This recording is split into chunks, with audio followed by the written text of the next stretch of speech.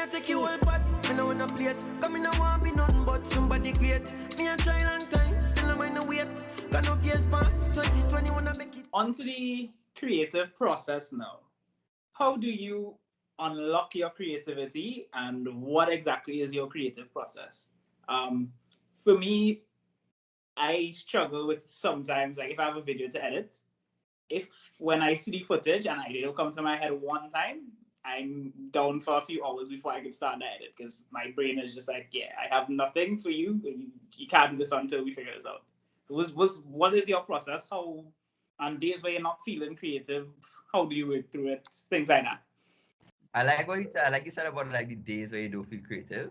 Because I think on those days, that's when I realized like what works for me. I think for me in particular, um, and even I like what you said about like the video. Like if you have an idea, you won't start it. For me, what works is just starting it.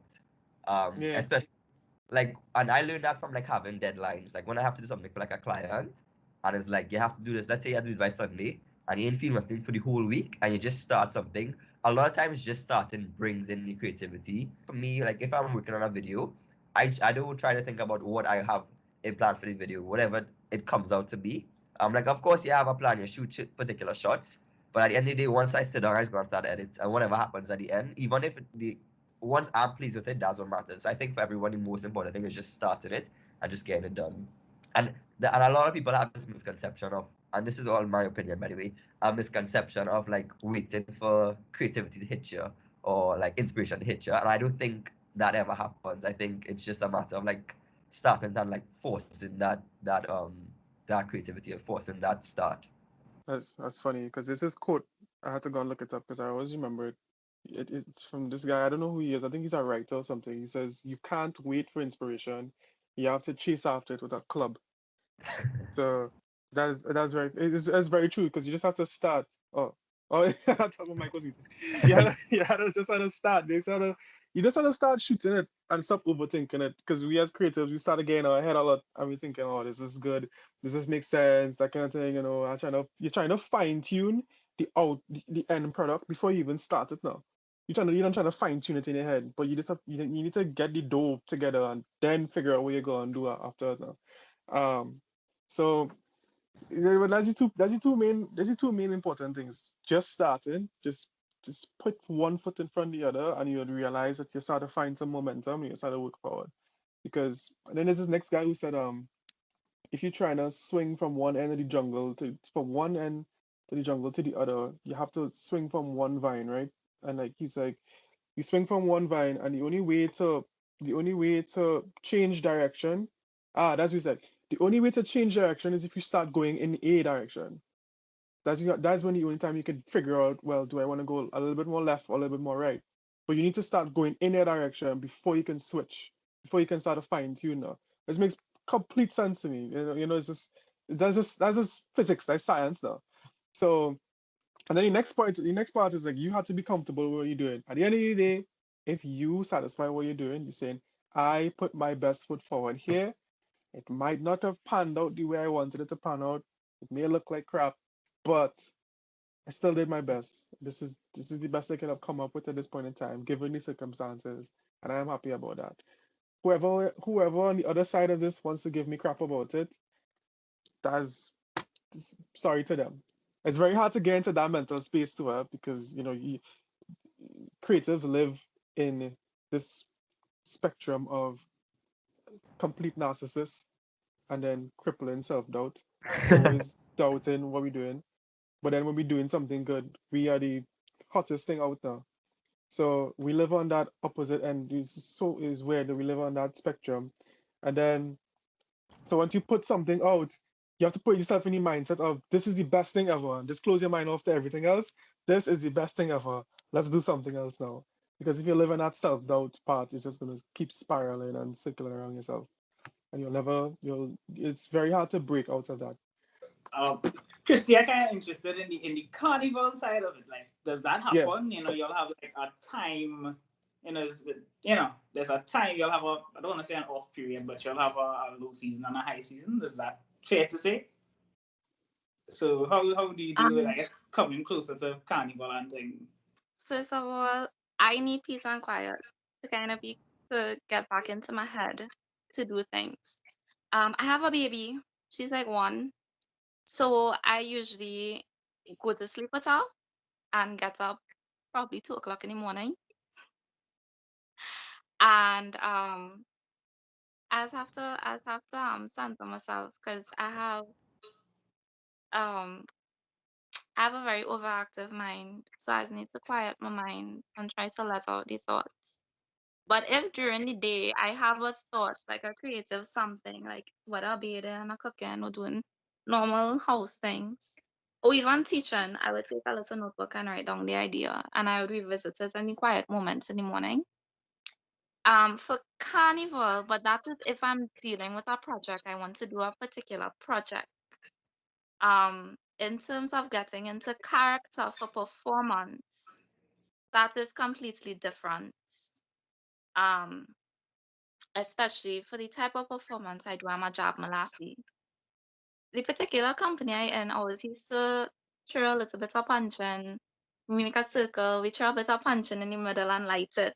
And each individual person say their prayers, not to the fire, of course, but for protection of self, to your ancestors or to God, right? Because it can become dangerous if you're not aware of how you're blowing fire and stuff in performance. Because sometimes you can lose yourself in performance. And what happens is that we pass the punching bottle around, and it's either you take a sip or you throw it somewhere on your body, just splash a little bit, and it helps because there's the drumming of the tin pan in the background, and there's this chant that you do, you know. Oh God, I couldn't have me talking about it. I love this mass. I really love this mass.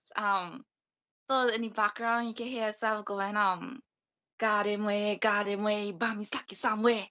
And I'm getting into it now, sorry.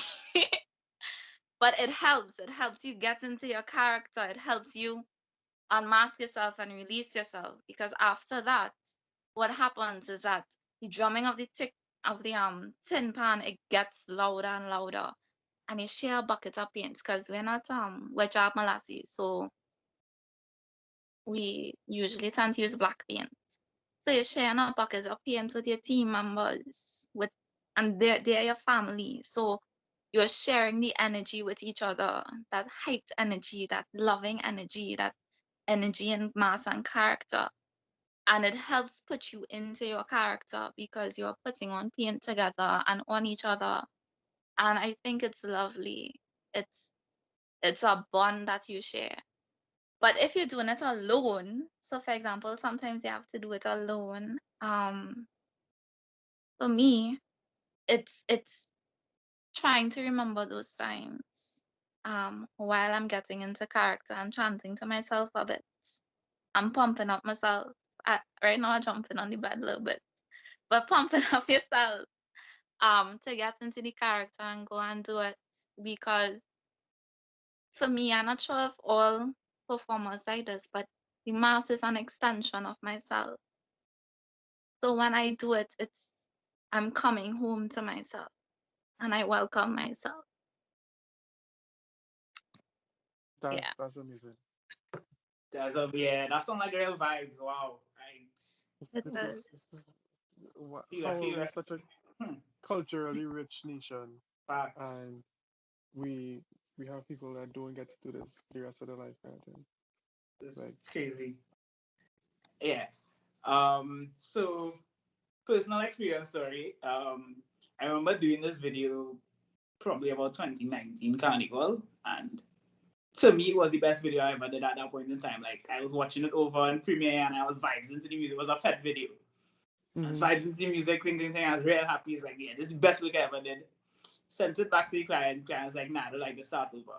And I'm just there like, you don't like this? Like, so how do you deal with the critique of your work? I don't know, you just have to, for me especially when it's like freelance work, I just want to make my clients happy. So a lot of times I will do something and I will prefer they go with another option and they don't go with that option. And I might be cursing a little bit in my head. But what you gonna do? You just have to, make the client happy. So Josh, how you deal with that? Like, how would you deal with that? Because for the most part, you don't have a, you don't, as a performer, I would say you're a performer, right? You don't have a deliverable really now, where they could come back and say, Sure. well, I don't like how you play. I don't like how you play this time. I'll give you less money. Like, you I'm miss a also note. I heard it. a creator, Tariq. Huh? I've been working with brands too, Tariq. Okay. But I mean, from a performance standpoint. No, but How, interestingly enough, there are like times where like if you're playing, let's say you're playing in a band for someone for like a show, and you're yeah. in their band. There are many times where they say, "Hey, I don't really like the style you're playing," or like you're doing a solo in a song for someone, or someone brings you on a song to do a solo, and it's like, nah, but I don't really like your style. I don't like this. Yeah, I don't like that lick you play there. I would say the same thing with like when you're working with a client or like you're doing videos. I think it's very important to just not like personally get too attached to it, and just remember that it is like a service you're providing. Because I remember Tariq, I think Tariq tweeted this recently where it's like you could send like a bunch of pictures to clients, and in that there'll be like a couple pictures that you're not feeling particularly, and that's the And one the clients are gonna like use or oh love. God. So should always happen. But I think at the end of the day, like when you're doing something for our clients, it's important to just try and please them. Um, but I think on the flip side though, there's like the aspect of you doing individual work for you, and like the audience not liking it, but you loving it, and that's something like Mhm. I suffer. And in particular, my vlogs, like if I do a vlog, a video, 'cause I do vlogs on YouTube, and if I have like 3 or 4 friends, if these 3 or 4 friends don't message me and tell me that they enjoy the vlog, I am depressed, like the crippling depression. I'm trying to vlog, and I've been like trying my best to work out of it, and trying to like work to the point where it's like once I'm pleased with it, I'm fine with it. But that was like a whole next thing on the end. But I think with that too, I think when you're working for yourself and you put out something for yourself, I think it's just really important, and it's easy to say, but to try and work towards you being pleased with what you do.